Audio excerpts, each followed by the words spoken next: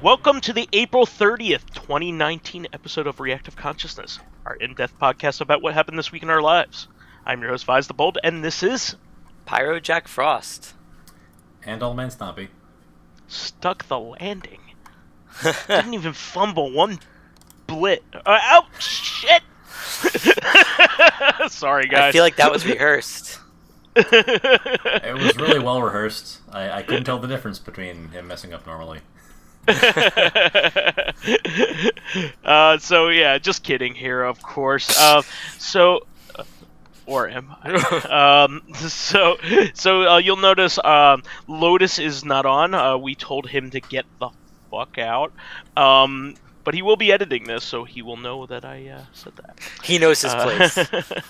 My original suggestion was just that we record the entire podcast with Lotus Prince in it, and then just don't include his audio track.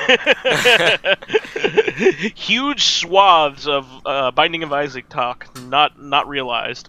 For the viewing pleasure of our fans, or Yakuza, or Dark Souls, or JoJo.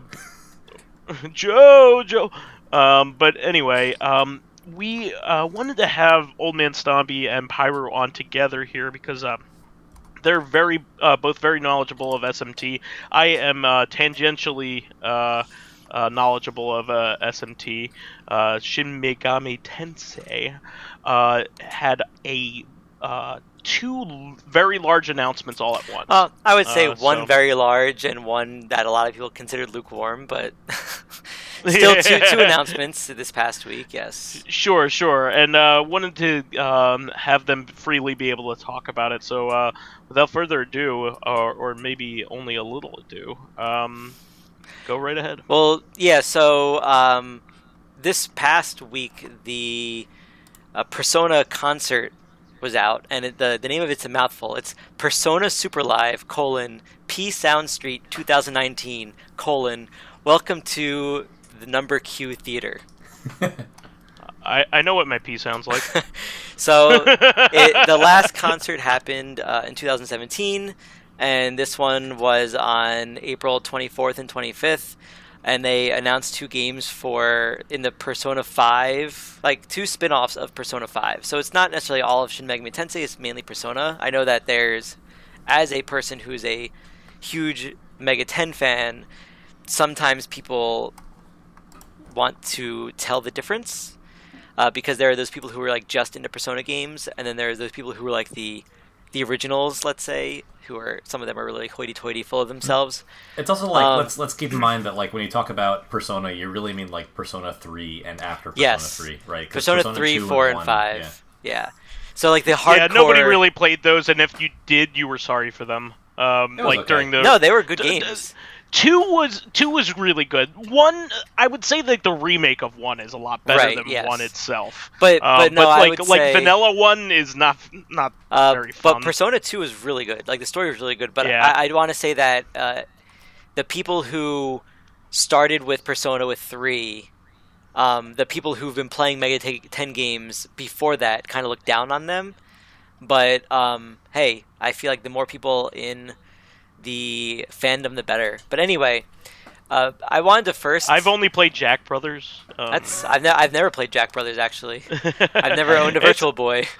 Apparently, one of the killer apps for the Virtual Boy. Yeah, I think it was whatever. Like one of the best Virtual Boy games, which is also like nearly impossible to find. Like by far the hardest to find out of all the Virtual Boy American games. It's an Atlas release on an extremely obscure system with a fandom, with a series with a fandom. So, I mean, what do you want? But anyway. But yeah, so I wanted to first talk about like the rumors leading up to these announcements. So the only guarantee that Atlas gave everyone was that there was two games coming out, Persona 5R and Persona 5S. And that they'll release more information on April 24th and 25th, respectively. But knowing the internet, the rumors kind of got out of hand. The first, which I thought was the funniest rumor, was we were like, oh no, is Persona jumping the shark? Is Persona 5R a racing game? And I'm like, that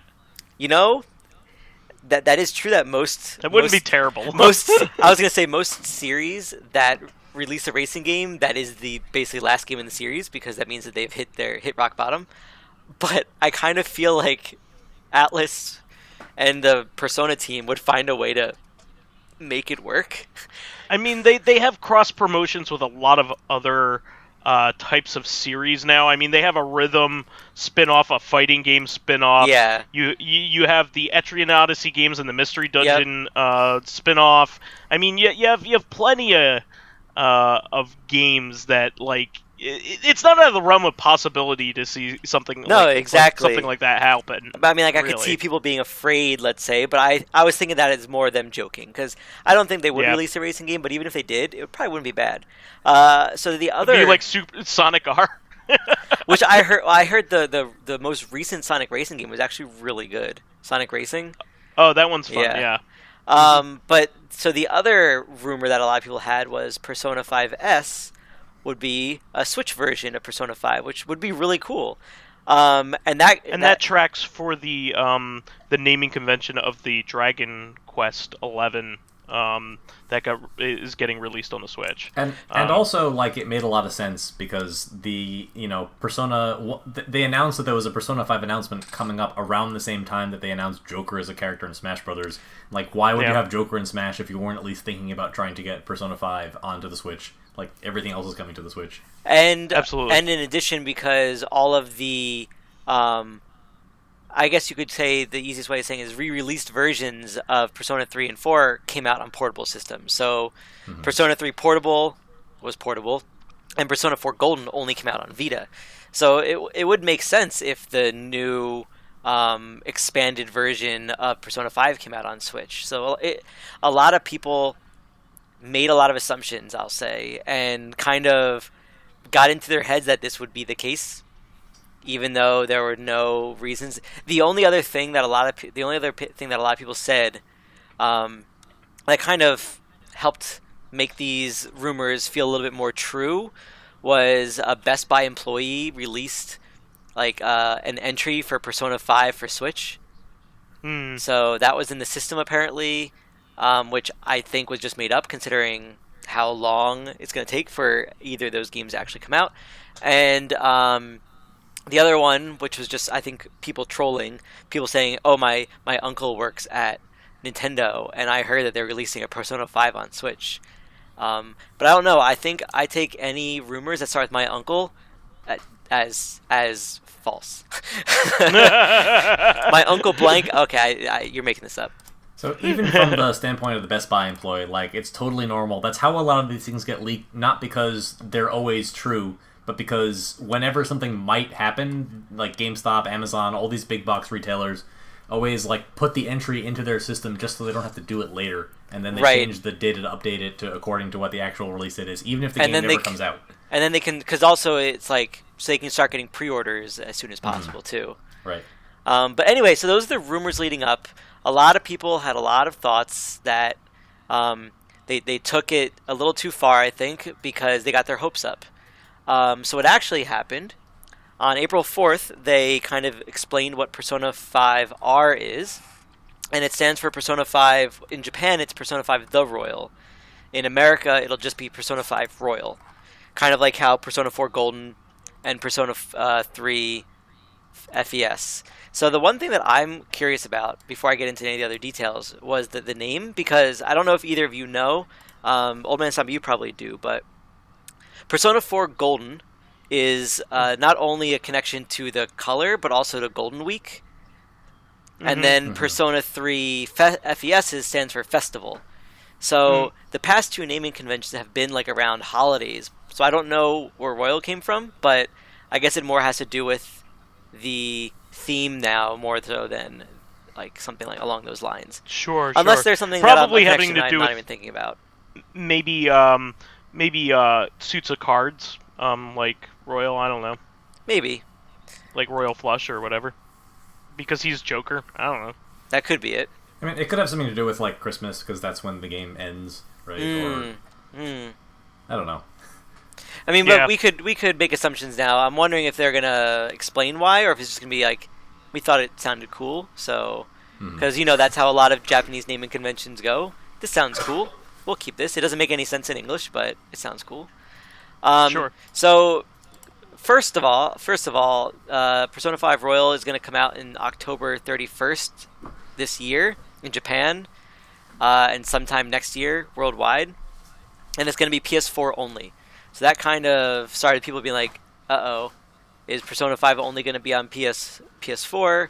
They got worried. Yeah. So, I just have one simple question here. What do they call it in France? Call what in France? Persona 5 with cheese. Oh, okay. It's not Persona 5 Royale, but I see what you're. Touche. Or as we say, touchy in English. Touchy. Okay. Touchy feely. About the release date, like I don't know. I always find Japan still is interesting because I feel Japan is the only area in video game development where they still release games in their region first. I feel like, as far as I know, almost every other region that I can think of releases their games worldwide.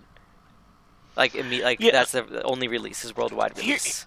Here's the thing, though. I think a lot of times what will happen is some Western companies will just release their games in English in Japan, just hoping that like their primary audience will know enough English. Probably not something like an Elder Scrolls game that requires a lot of text. Yeah. But like I would imagine that a lot of like games like Call of Duty just have minor subtitles, things like that. So probably the localization process is very minimal when it goes over there. That's a good point. Yeah.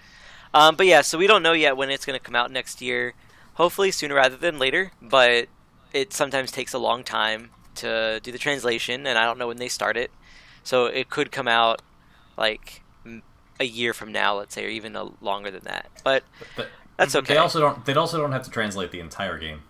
That is true. So it is not as much, but they are seeming to add a lot of stuff. So I wanted to go through like all the things for any of our listeners who are curious, who haven't already heard this. I'll quickly go through some of the new stuff that they've announced. So first, there's a new Phantom Thief, which her name is Kasumi Yoshizawa. She's a first-year transfer student, which along the lines of in the other members of your party, there's one other first year, and I believe 2 seniors or third years. So she's another person. Is that she apparently transfers in the same time as Joker, but I don't think she joins the party until near the end of the game. And she seems interesting. Apparently her story is like closely involved with one of the other main characters and other than Joker, so we'll see about that. There's a new confidant, which are like people that help you out, that like give you better in combat or out of combat abilities that you can use to like there's a confidant already in the game that you can use to give yourself better, like different strategies you can use in battle, or someone that makes your guns like better, or you can use more ammo in battle. And this person, we don't know what he does, but he's a school counselor. That could be interesting. Yeah. There's a new location, so in the game you can go to different areas to talk to people, that's find confidants or like buy things, etc. So there's a new location, Kichijoji, and in there also there's apparently like a bar that you can go to and hang out with your friends. I don't think it's you can drink because you're in high school, but there's like you can play pool. I don't think they're mini games, but you see them playing pool and darts and stuff, which looks interesting. Oh, wow. Yeah. There was a segment in Persona 4 where they went to like a club and like very clearly some of the characters in your party get like a contact high. They don't actually get drunk, but they act like they are. They act like they are because they think they're drinking alcohol. So it's like that's funny. Yeah. If anyone hasn't watched the anime of Persona 4, that is like one of the best scenes in the Persona 4 anime. That reminds me. Would you recommend the anime? Because like a lot of times, when the anime like for instance, the original Danganronpa isn't nearly as like good as the as the game is. I will say, in general, it's not bad. Obviously, they're not as good as the game because they have to explain. Let's say if you mainline Persona 4, still like 40 hours of content into however many episodes. But I actually watched the whole anime with my fiance and her sister, and they seemed to enjoy it. And they didn't play Persona 4. and they both kind of started playing Persona 4, and they kind of wanted to finish it after watching the anime. So it's a good anime. I haven't watched the Persona 3 OVAs. So they're not an anime. It's like 3 or 4 movies. But I heard that one's actually pretty good. And I haven't watched the Persona 5 anime yet. So I don't know if that's any good or not. Right. So the other big things that are added are, one, there's a bunch of extra story content. First of all, the game itself takes place across 2 of the 3 semesters in your second year of school.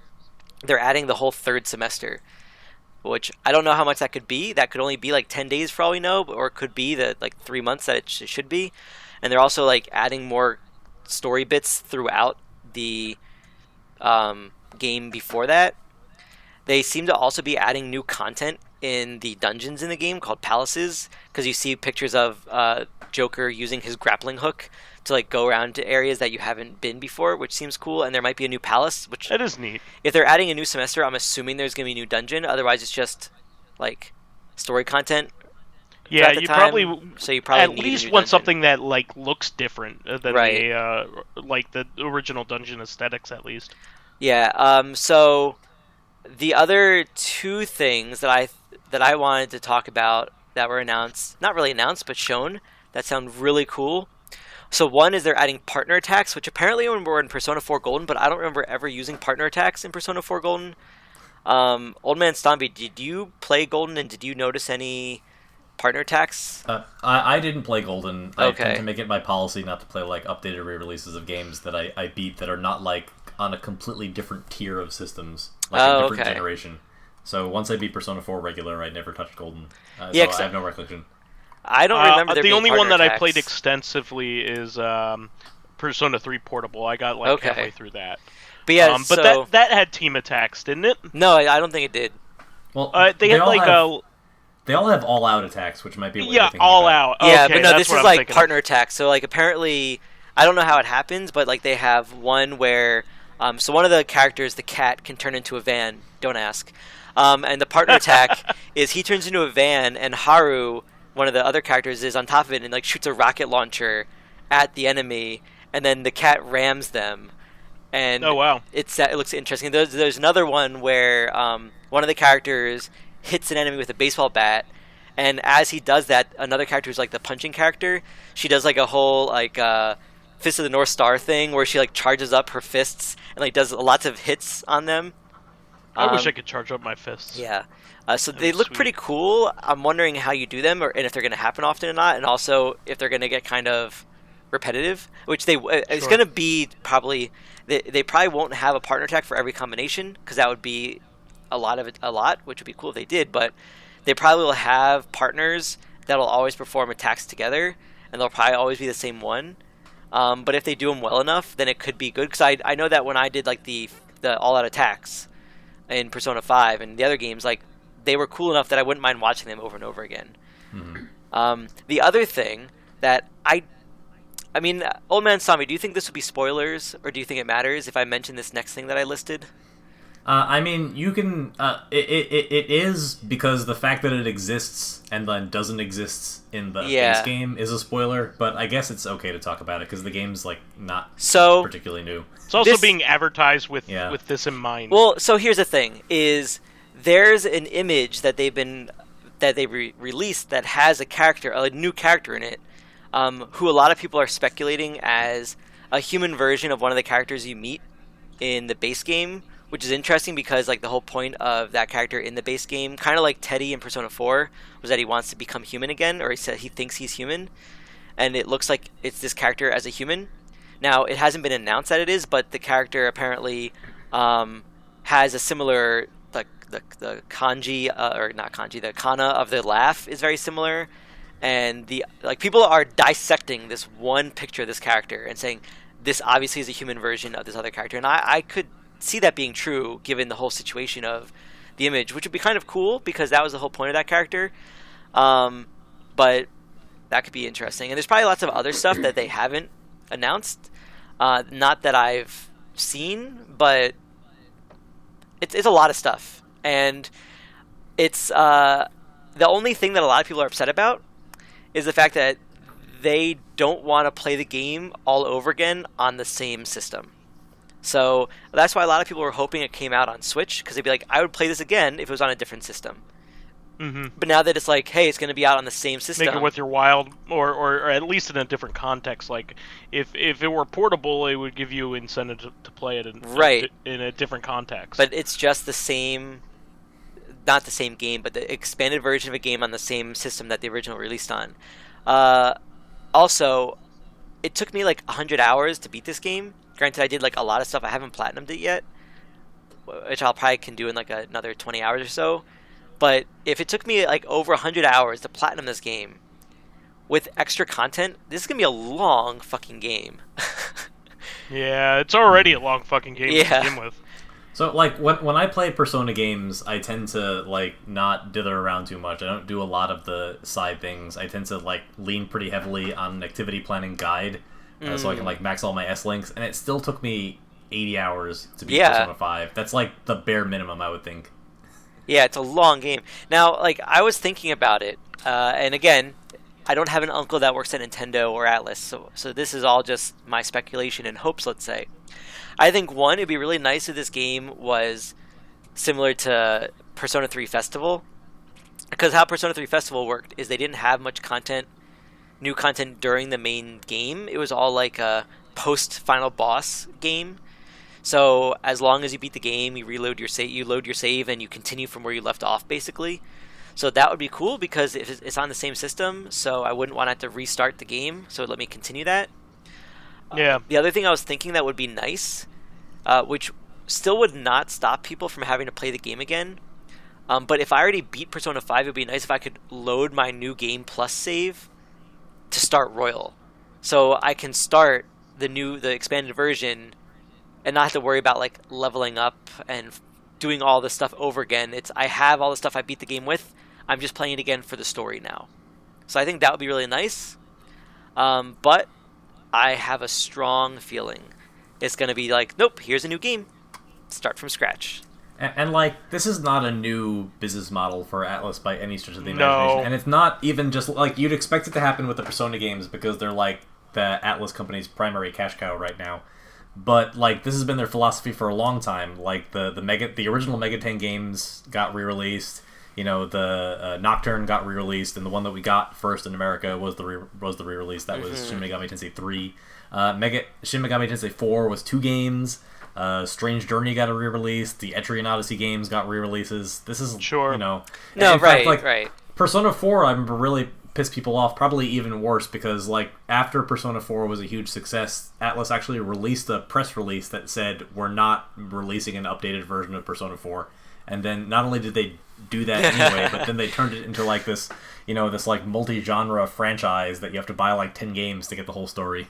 That's a good not point, only too. that, but, like, the updated version that people tend to prefer is locked away on a console that even then didn't have a very large audience. Mm-hmm. And it's still that way. It's still one of the only reasons to keep a Vita around for its exclusives. Yeah, it never got a console re-release. Mm-hmm. Yeah, despite its popularity or you know, people's urge to want to play it in other contexts. They're too busy making more dancing games.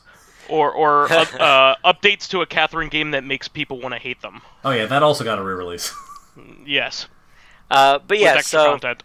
I actually haven't played Catherine. I'm actually looking for, because I heard it was actually pretty good, so I'm looking forward to the re-release.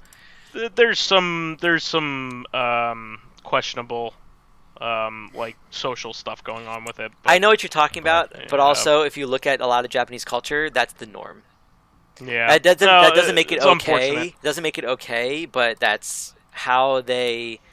Like, I'm watching Kamen Rider Gaim, and there's a character who's obviously like a transvestite, and he's like a really powerful character, but a lot of the scenes he's in are joke scenes. So yeah, I would suggest if somebody wants a more tolerant game from Japan, play The Missing. Apparently that is very well accepted by a lot of people in the trans community. But yeah, back to Persona. So that's why a lot of people were hoping that Persona 5 was on Switch, because they would play it portable. It'd be a new system. It'd be like starting from scratch. It would make sense in that sense. But also I don't know if I heard, but I'm kind of assuming, and I mean I don't know how powerful the Switch is and how much like it can hold, but a lot of people are thinking that maybe Switch can't hold all the stuff that Persona 5 includes, which I think is kind of a bullshit answer, but who knows? I mean, think about how big Smash Brothers is. Smash Brothers is a gigantic game. Right, but also I think I think the other reason why they might wanted to release it on PS4 is because Persona 5 uses the same engine as Catherine, which is like a new engine. They're making it like upgrades for the graphics also. So if you have a PS4 Pro, it'll apparently look like a lot nicer. So I mean, I don't have a PS4 Pro, and I'm not going to get one. Like, I have my limits with Mega 10 games, and that would be my limit, is not getting another console that's the same console I own just because it's better graphics. But yeah, so that's all about Persona 5 Royal. I don't know if either of you had anything else to add to it, but I kind of think I covered a lot. Yeah. So I guess the only thing that I would add is that I was one of the small legion of people who picked Hifumi as a girlfriend when I played Persona 5. And I remember that being like a thing because in some of the early design documents that were shown for Persona 5, she was a character like her was supposed to be a playable character. Now, that doesn't mean that she's like first in line if they decided to promote somebody to playable, but people seem to get up in arms about it anyway. You know, when they announced a new character to be playable who was not Hifumi. Well, I think it would kind of be hard. I mean, I guess they could still work with it because the confidants, all the main characters are also confidants. So they could probably still work it out, but I was just touching on it a little bit. Yeah. Like when you see something in design documents, that doesn't mean that like it's the next thing that didn't get into the game. It just means that they tried to make it work and couldn't make it work and decided to keep her in the game anyway. Probably we should be thankful, you know, that we have the characters that we do because the game is so great, at least in my opinion. For all you know, their original plan for her is who this new character is. It's just a different character. But yeah, so that's Persona 5 Royal.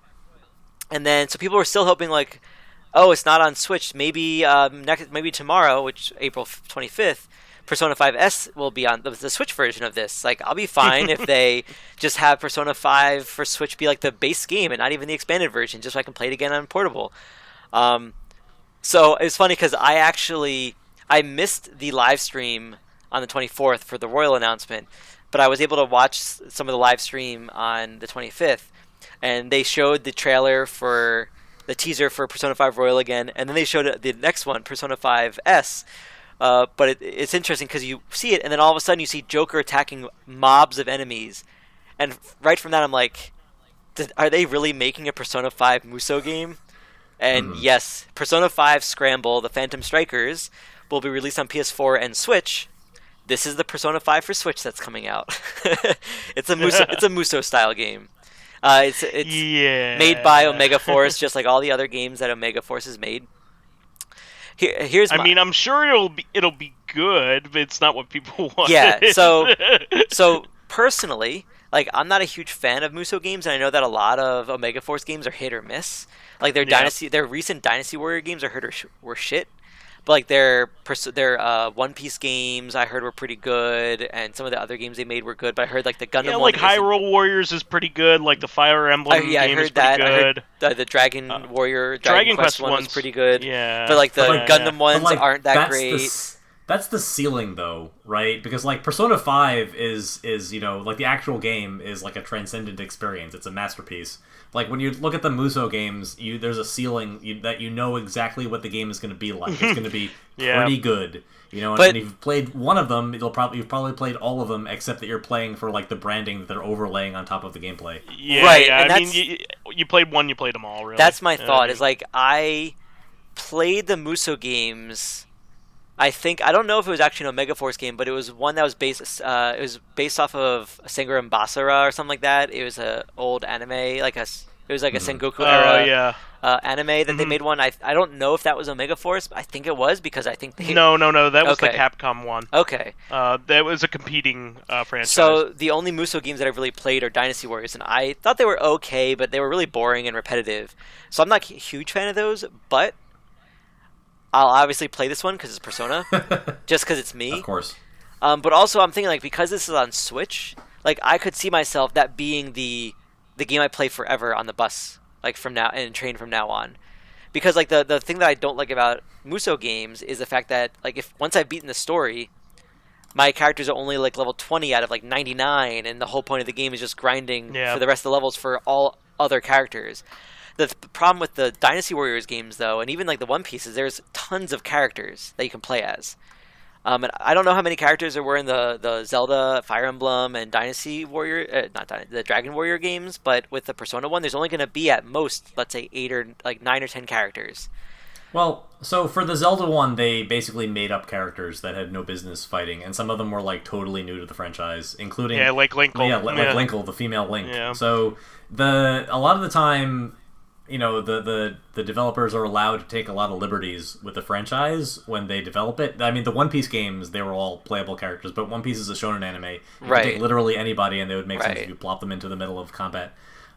They really like it, okay. In Hyrule Warriors, you can play as a giant Kuko as one of the playable characters. What I was gonna say is that they did in the trailer. The trailer didn't have much information at all. So there's they don't even say like when it could be released, like even the year. They just say they don't say anything. They just say what systems.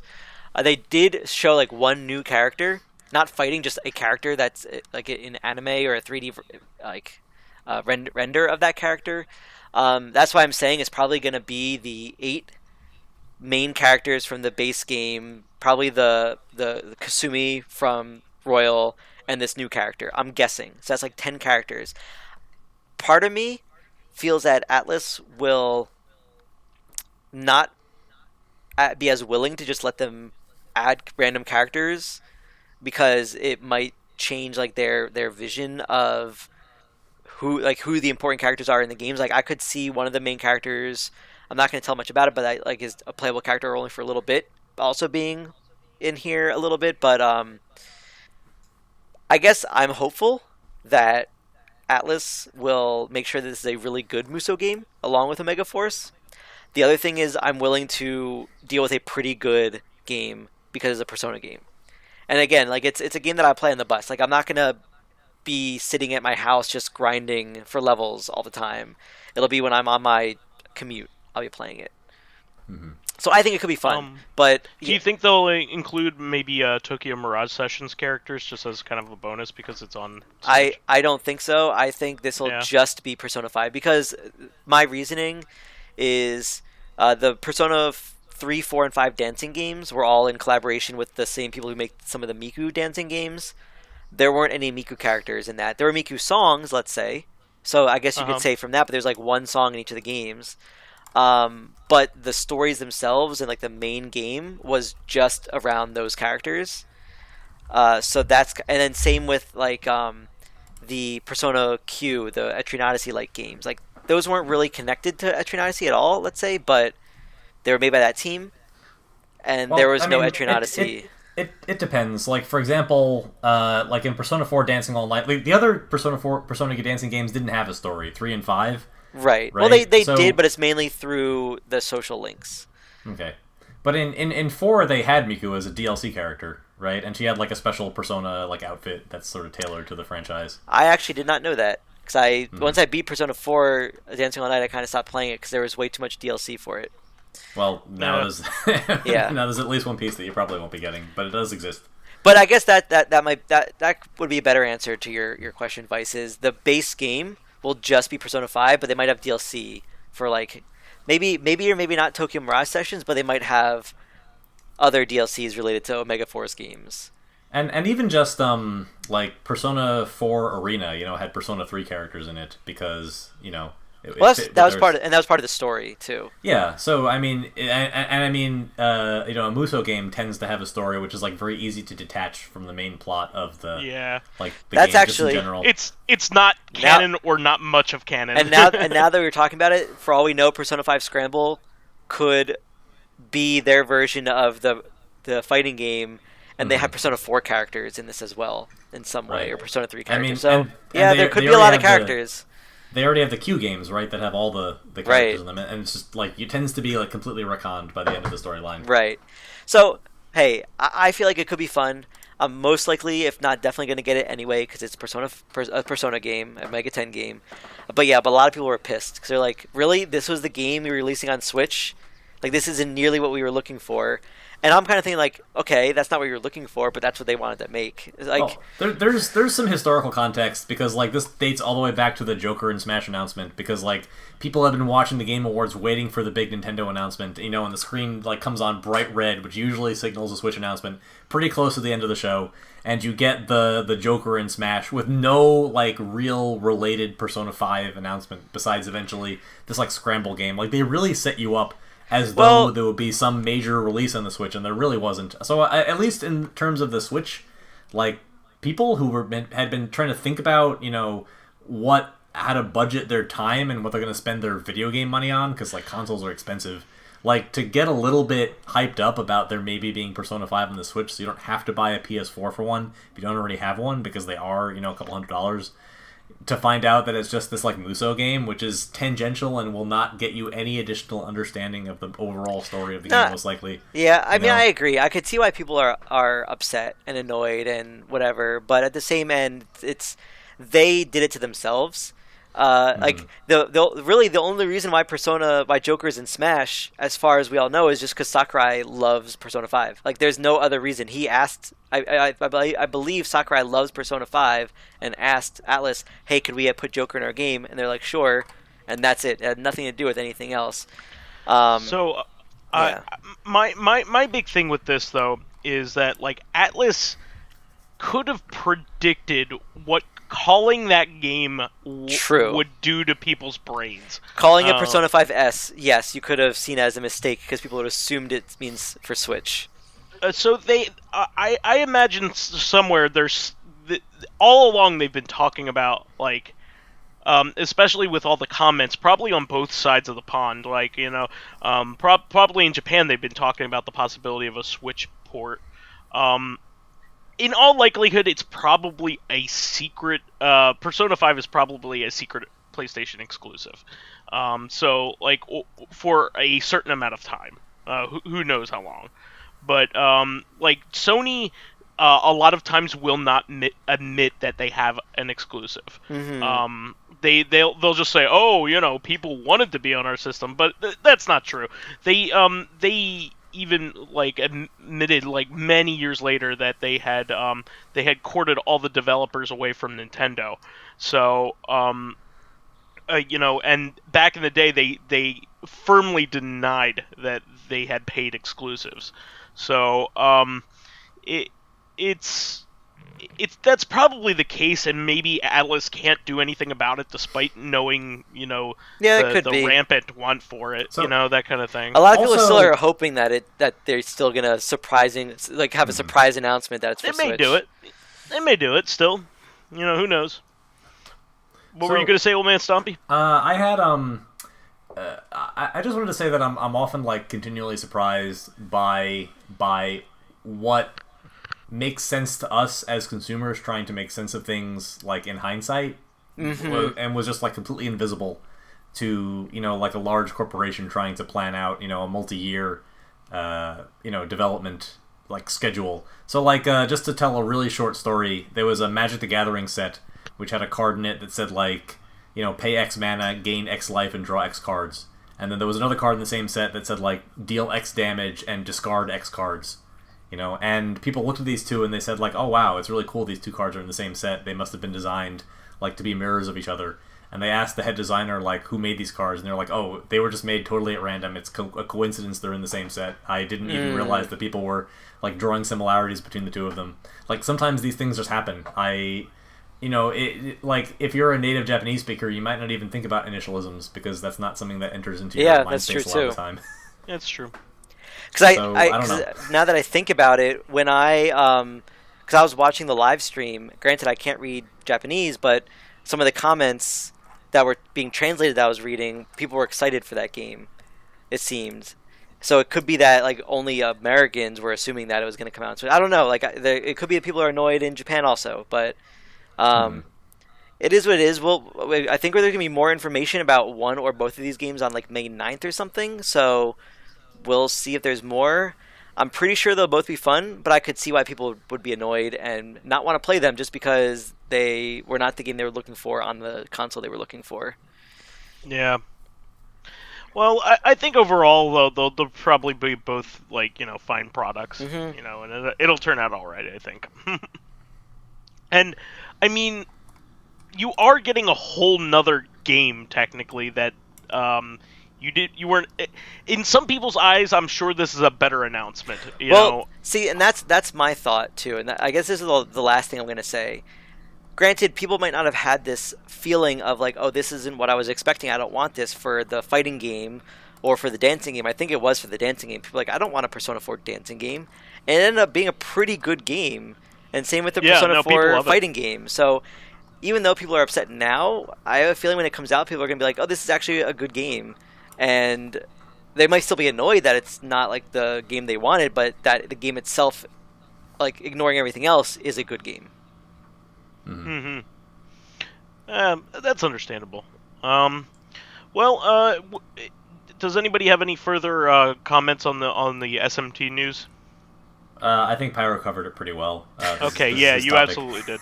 You absolutely did. Well, then, we'll do here is there were some other minor announcements, and I wanted to go over some of them. Some of them are even follow-ups to previous topics, so I did want to bring those up.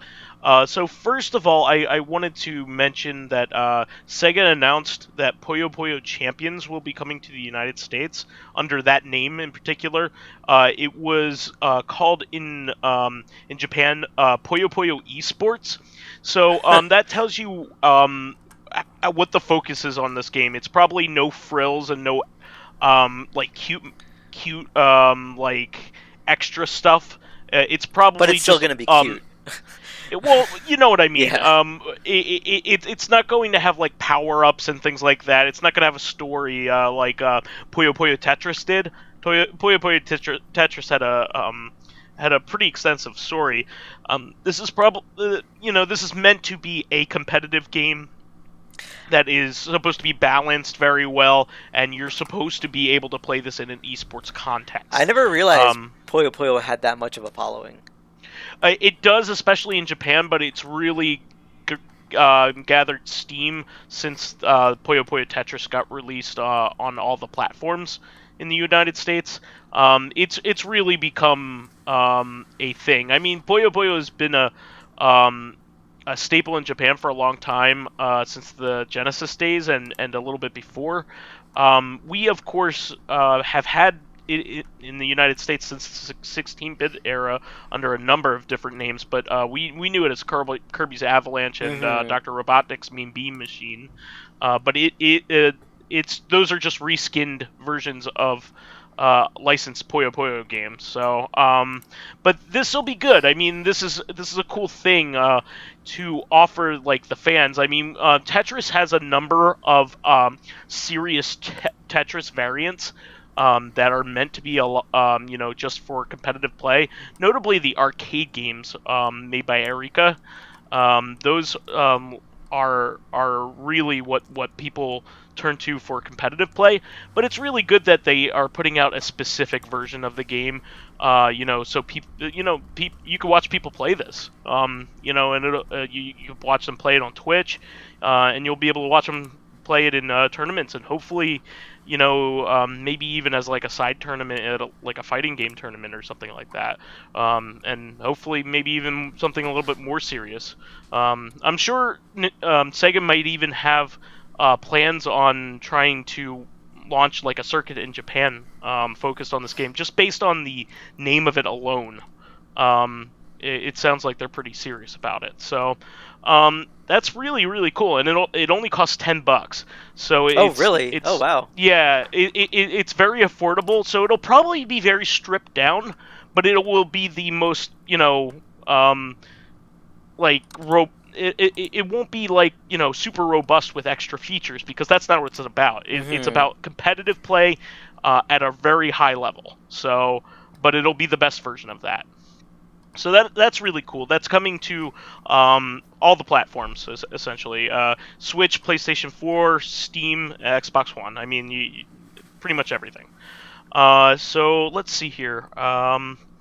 Then Epic called out Steam. Yeah, I don't know if you guys saw this. I did. I'm the one who put this down. So if Yeah. you haven't heard about it, so there's been a thing that, I mean, we all know the Epic Game Store has been buying exclusives. So Epic actually released something, whatever, I don't remember where they announced this, but they said, hey, if Steam was willing to drop their how much they're getting off of developers to our levels, where like we're only asking for 12% instead of Steam's usual 30%, then we'll stop trying to get exclusives, and we'll work back on all the ones that we've got now. And it's kind of like that. I'm imagining just everyone, like, them dissing Steam in a way, and everyone's going like, oh shit, like, no, they didn't. But at the same time, I feel like this is because Epic is trying to show themselves as the good guys, in the light of like some of the things that have been happening around like Epic, the crunch, and just stuff, people being just pissed off that they have exclusives anyway, this many.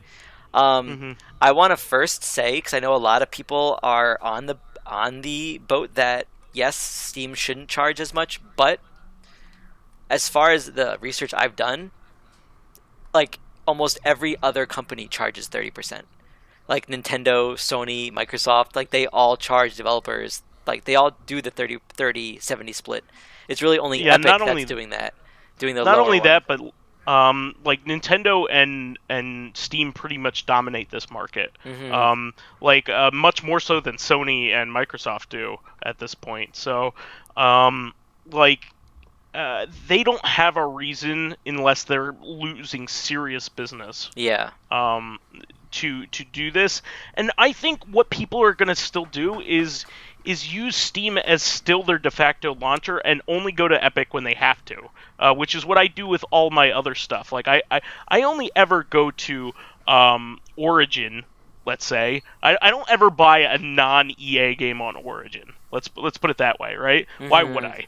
That's just annoying. I'll buy my Dead Space games and my Need for Speed games on and Burnout on Origin because I have to.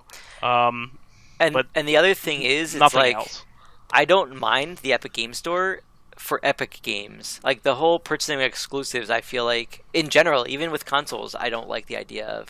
And the other thing is, a lot of people are saying, well, you should get games on Epic so they'll eventually be able to have some of the same features as Steam. But first of all, Epic has said several times that they won't be able to have all those features.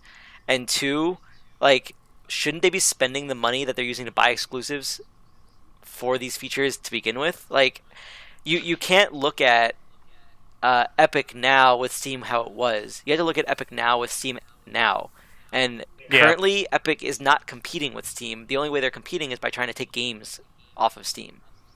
Yeah, but anyway, they're not providing the same environment. Rather, they're not providing, like, Steam is like, has so many things you could do with it. You could stream with it. You can, the whole friends interface. I mean, it's kind of a fun thing to use as it is, with the badges and all that stuff. And the thing is, like, first of all, this is another thing. Steam is Epic's supposed to be a store, but you don't even have a shopping cart. You have to buy games one at a time. But the main thing there's I want no wish list either. Is the only thing Epic has is that the developers get more money from putting games on Epic. But that's it. Yeah. So it's really interesting that they're calling Steam out on this one thing that they're better at. I mean, the only thing that I could see you may be able to argue as a plus is, like, you could say that their selection of games is more refined because they have less games. True. So there's a lot less garbage. There's plenty of garbage on Steam. They have they don't have any curation whatsoever anymore. So there's a lot of hentai stuff that floats to the top, unfortunately. When you go on that front page, but right. I mean, but and a lot of times I won't have ever heard of some indie games that some people are saying are pretty good until I've heard through word of mouth, and that shouldn't be. Like, they're good stuff should should flow to the top rather than that. Well, I mean, like, I don't want to say those that, because hentai there's games. like literally like over like nearly 1 million games between the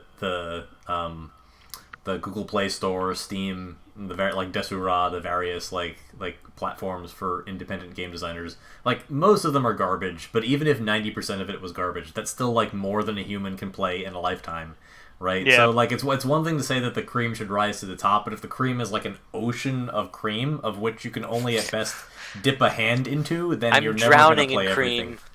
Gross. Cream of the crop. I'm cream Yes, of it the is. crop. It is impossible to say that phrase without thinking about that one Randy Savage promo. But it's probably my favorite. Like, it's probably my favorite like sane one of all time. Ultimate Warrior still has my favorite promos of all time, but like I'm not convinced they were done with any a firm grasp on reality. Well, I mean, Randy Savage was almost certainly also on cocaine, but like Yeah, but he knew what he was doing. He wasn't nuts while he was doing that promo. I mean, so I don't want to get too deep in the weeds because this is not a wrestling episode. But, like we know it's an OldManStompy episode, of course. We know for example that like Randy Savage locked his wife in the house and didn't let her out because he was afraid that the other wrestlers were going to come and like assault her. And he might have been right, but she didn't deserve that. And eventually she did in fact leave him over it. So like he was to some extent an abuser, and we know that the drugs that he did probably played a part into that. So like, and that's part of his persona, you know? Like he was a meticulous perfectionist, and he wanted a lot of control over his life. And you know, it verged into his personal life, unfortunately. So did he realize this while he was hawking Slim Jims? I think this was pre-Slim Jim. Okay. Not to make light of abuse, I apologize on that. I mean, you know, if you hear about Randy Savage, that's like probably what 90% of people who don't watch wrestling are thinking about is stepping into a Slim Jim. If you're like above the age of 21, or Bonesaw, or Bonesaw, yes. Yeah. But or you know, Elder Scrolls Dragons. I was the voice of okay. Somebody made a mod where they made the Elder Scroll, the Skyrim dragon sound like Randy Savage. Oh yeah, I remember that. Which is amazing. Oh yeah. Yeah.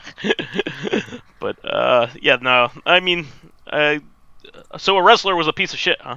Yeah. And then he died. So anyway,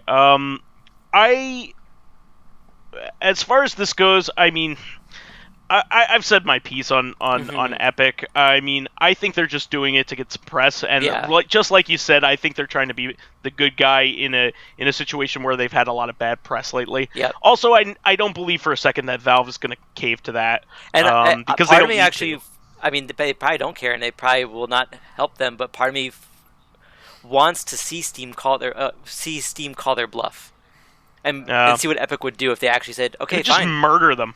Because even if they want to dump goods just temporarily, they'll be like, okay, we'll give them like a 10% kind of deal going on until Epic folds, which they won't because they have the biggest game on the internet. But apparently a lot of players have been dropping out of Fortnite after the most recent update too. So I don't know. Really? It could be really interesting if Steam called their bluff, but I don't think they will, and I don't think they need to.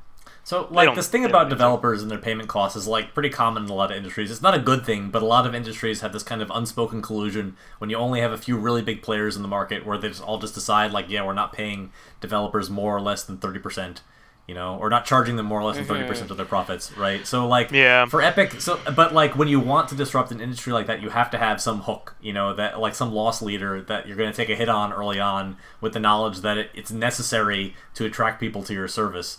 And you wind up, especially in like the modern environment, you know, where things move very quickly, with like a lot of companies that are highly over leveraged, and they wind up having to dig themselves back out of that hole when they're not, even if they're like marginally less successful than they need to be, or than what they project to be. You know, an example is like Netflix. Netflix is super over leveraged. They're tremendously in debt from like all the shows they produce, and now they have to raise the price on their service at a time when like a lot of other competing services are about to launch. You know, you've got this big Disney launch coming out. They need to add ads to the service, but I mean, like, and they always did need to add ads. This is just now like how modern corporations run, because you can write losses off on your taxes and then pay your profits back to your shareholders. So it's actually more profitable to like always be in debt, you know, and then make it up at the very end. It reminds me a lot of like professional sports. So, you know, like every time, you probably know this advice, every time there's a player strike, all the owners who are all billionaires and supposedly fantastic businessmen all complain that their teams are operating at a huge loss, but they're never for sale, you know, they're... Yeah, this is the way big business owners do this kind of stuff. So, have you ever wondered why gigantic shopping centers don't have any renters for like 10 years? It's because they write it off as a loss leader. They have no interest in lowering the rent until they fill the space, which is ridiculous. That's not how it should work. It should, like in pure capitalism, you should just lower the price until the demand like picks up. Well, not really. This is pure capitalism. It leads to a consolidation of power, so you wind up with only a few players in the market who collude. In ideal capitalism, the way we wished that it worked, that's what would happen. Well, you see what I mean. You're not supposed to be getting tax breaks for stuff like that, is my point. You should be wanting to either sell it or populate. But anyway, yeah, I don't know. It's just one of those things. So now you know why we're always so cynical when we talk about Epic Games, because it's a little exhausting. They just happen to be the most recent player in the market. Next thing you know, it'll be the fucking Discord store. I didn't even know they had a store. I heard about that too. Yeah, well, we have a couple little things that we could go over before our time is up here that I quickly wanted to mention. I've talked about the SNK 40th Anniversary Collection quite a bit on the podcast in previous months. They just announced that it is coming to Xbox One, but with an extra exclusive game. So that means that the exclusive game will not be on the other versions of it. So this will either perturb you or you won't care. But it is quite a good game. It's probably one of the best games that SNK made in their pre-Neo Geo era. It is the original NES Baseball Stars. Oh, nice. So a lot of people consider this to, along with RBI Baseball, to be the best 8-bit baseball game.